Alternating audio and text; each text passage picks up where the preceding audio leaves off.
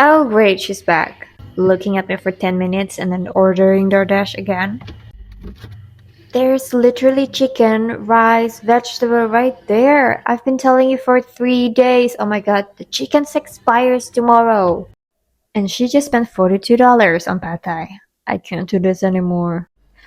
Okay, this is literally why I signed up for Prepara. It's an app that scans your fridge and tells you what to cook. It even reminds you when stuff is about to expire so you can actually use them. No more guilty fridge moments. It's launching soon, so waitlist link in my bio.